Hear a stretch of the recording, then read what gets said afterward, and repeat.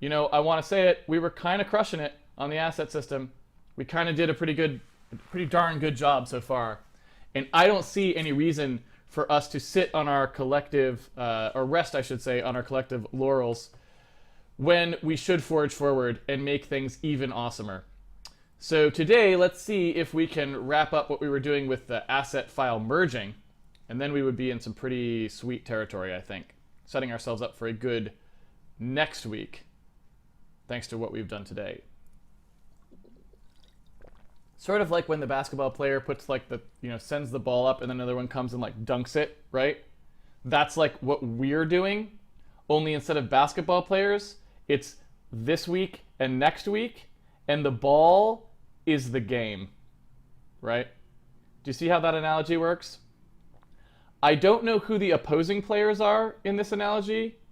Could be like the Visual Studio compiler or something like this, or the C++ standards committee. They could be in there like blocking us, right? That could happen. I don't know who the refs are. Probably like, the Intel chip, because obviously everything has to run like according to their rules or something. But I think what I'm trying to get across here, if nothing else, is that if you make an analogy, you should probably stop trying to extend that analogy somewhere after the point where you say who the two players in the ball are, because after that, it starts to get really confusing and hard to figure out. And then the analogy actually works against you because you actually get confused. So the people who you're trying to communicate with are only going to be even more confused.